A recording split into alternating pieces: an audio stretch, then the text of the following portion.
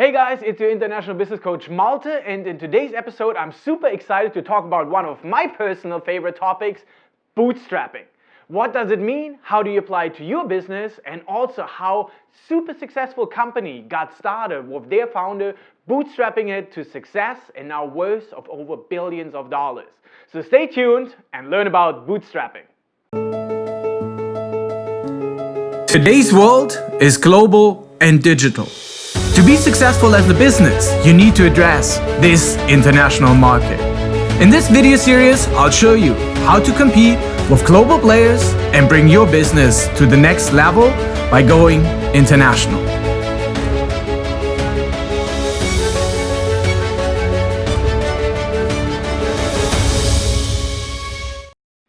Bootstrapping.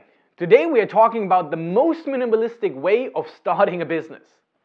Bootstrapping means that you start your business with nothing but your own financial resources. The key is to be profitable from day one and don't rely on any outside funding. You finance your business through revenue. The term bootstrapping actually originated in the early 19th century. You would literally lift yourself out of the dust and pull yourself up by grabbing your own bootstraps. An almost impossible task. But think about it. You put yourself on your own feet without anyone's help. How powerful. The same can apply for your business. Bootstrapping is a tough way to go though. It places all the financial risk on you as the founder. Extremely limited resources can inhibit growth, prevent promotion, and even undermine the quality and integrity of the product or service you have envisioned. On the other hand though, you are able to maintain total control over all decisions and the business itself. All the energy goes into the product, not into pitching venture capitalists or other potential investors. You can get started right away and really focus on delivery. Two great founders and companies that made it and started with the vision of their founders and bootstrapped it to success are Nick Woodman with GoPro and Yvon Chouinard with Patagonia. Nick, a surfer from California who could not take pictures of himself on solo trips when he was surfing the world, raised his first $100,000 selling bead and shell bats out of his van, and he lived at his parents' house while making first GoPro prototypes. Now, GoPro is a well-known action camera brand and valued at over $11 billion. Yvon Chouinard founded Patagonia in 1973 after already making climbing pittance for his hiking and climbing trips.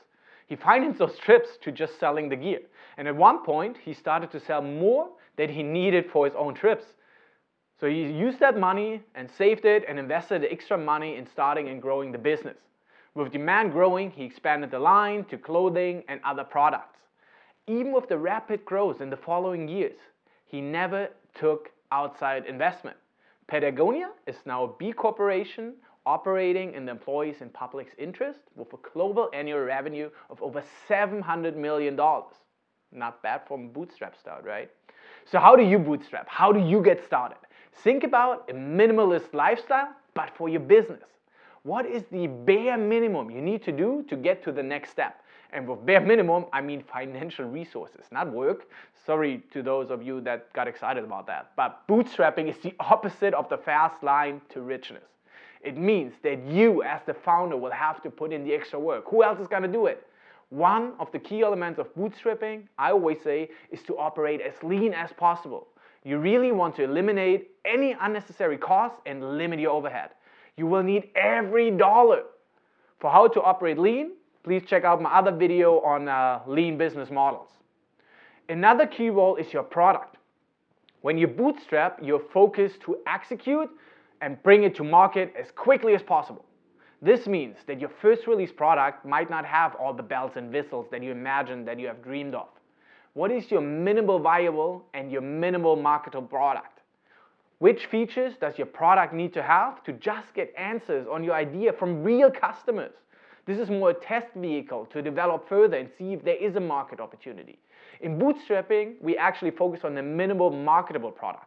What smallest possible features does your product need to have to address the user's needs, creates the desired user experience, and can hence be marketed and sold successfully? This really cuts the time to market drastically in half and helps you to generate revenue quickly. And this is is what you need for growth. Revenue, meaning sales. You are growing your business through reinvesting the money that is coming from your customers through sales directly back into your company for growth. So you really want to focus on choosing a business model that helps with your cash flow. Examples are ask for advances on orders, negotiate payment terms with your suppliers that are in your favor, build a team that works for equity rather than salary, and stick to the domain you know. This way you can leverage your own knowledge, your own expertise, and execute certain tasks in your business yourself. However, I do have to say that bootstrapping generally has its limitations.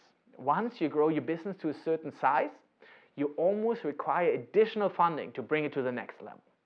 This could be very different options, but cash flow is the most tricky part when you bootstrap your business and when you try to grow your business. This is usually what slows down the growth.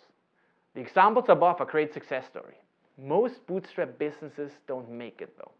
They often run out of cash or get outpaced by a competitor, although they were the first to market. So I hope this gives you a better idea if bootstrapping might be for you.